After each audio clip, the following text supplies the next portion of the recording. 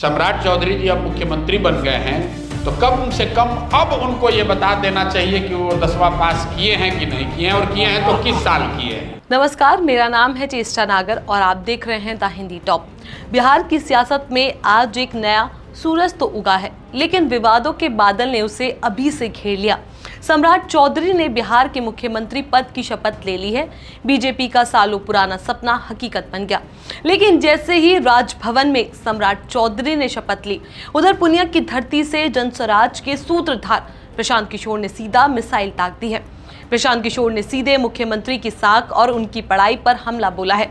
पीके ने तंज कसते हुए पूछा कि सम्राट जी, अब तो आप सूबे के मुखिया बन गए हैं, अब तो कम से कम बिहार को ये बता दीजिए कि आपने 10वीं पास कब और कहां से की थी। ये वही सवाल है जो पीके पिछले साल से उठा रहे हैं, लेकिन आज जब सम्राट चौधरी कुर्सी पर बैठ चुके हैं तो ये सवाल और भी तीखे हो गए हैं। प्रशांत किशोर यहीं नहीं रुके, उन्होंने बीजेपी पर भी आरोप लगाए। कहा कि सम्राट को बैकडोर यानी पीछे के दरवाजे से मुख्यमंत्री बनाया गया है और ये सरकार पटना से नहीं बल्कि दिल्ली के रिमोट कंट्रोल से चलेगी। पीके का दावा यह है कि बिहार की जनता के साथ बहुत बड़ा धोखा हुआ है। आइए अब आपको सुनाते हैं पुनिया में दिया गया प्रशांत किशोर का वो विस्फोटक बयान। सम्राट चौधरी जी अब मुख्यमंत्री बन गए हैं तो कम से कम अब उनको ये बता देना चाहिए कि वो 10वां पास किए हैं कि नहीं किए हैं, और किए हैं तो किस साल किए हैं। कम से कम अब तो बता दो भाई, अब तो आप राज्य के मुखिया बन गए तो ये तो बता दो भाई 10वां क्लास किस समय पास किए, और नहीं किए तो कोई बात नहीं, बता दीजिए कि नहीं किए हैं, गलती हो गई। बात पढ़ाई की नहीं है, बात चरित्र की है। बहुत बड़े बड़े नेता हुए हैं, कामराज हैं, वो उनकी कोई स्कूली शिक्षा नहीं थी, लेकिन इस बात गलती फर्जी सर्टिफिकेट लगाना, ये दावा करना जो आप नहीं हैं वो गलत है।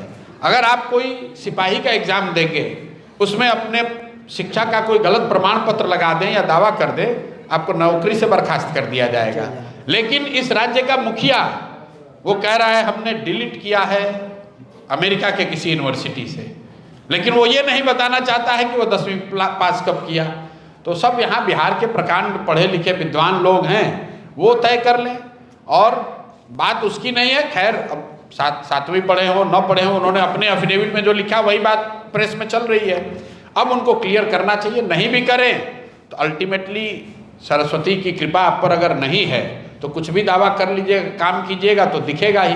तो आप खुद ही बता रहे हैं कि शपथ ले रहे थे तो नहीं पढ़ पाए। अब हम जानते नहीं है पढ़ पाए या नहीं, लेकिन मुख्यमंत्री के तौर पर जब कार्य को संपादित करेंगे तो लोगों को समझ में आएगा कि कितनी विद्वता, कितनी समझदारी उनकी है, वो दिखेगा। अब तो उनको जिम्मेवारी मिली गई है राज्य की। तो सुना आपने, प्रशांत किशोर साफ कह रहे हैं कि बिहार नर निर्माण नहीं बल्कि बिहार के साथ विश्वासघात है। पीके का तर्क सीधा है, वोट नीतीश कुमार के चेहरे पर मांगा गया, नारा दिया गया 25 से 30 फिर से नीतीश।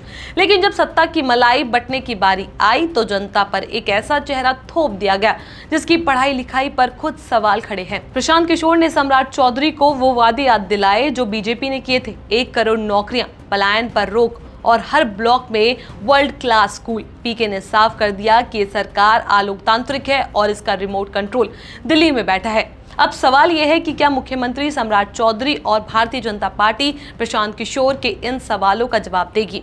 क्या बिहार की जनता को ये जानने का हक नहीं कि उनके मुखिया ने कितनी पढ़ाई की है, या फिर नई बीजेपी में डिग्री और दाग से ज्यादा वफादारी मायने रखती है? प्रशांत किशोर के इस हमले ने नई सरकार की शुरुआती दिनों की शांति को भंग कर दिया है। आपको क्या लगता है, क्या पीके के सवाल जायज है? क्या वाकई सम्राट चौधरी को अपनी डिग्री पर सफाई देनी चाहिए? अपनी राय हमें नीचे कमेंट सेक्शन में जरूर बताएं। ऐसी और भी वीडियोस के लिए आप हमारे चैनल द हिंदी टॉप को सब्सक्राइब कर लें। इसके अलावा आप हमें एक्स, फेसबुक और इंस्टाग्राम पर भी फॉलो कर सकते हैं।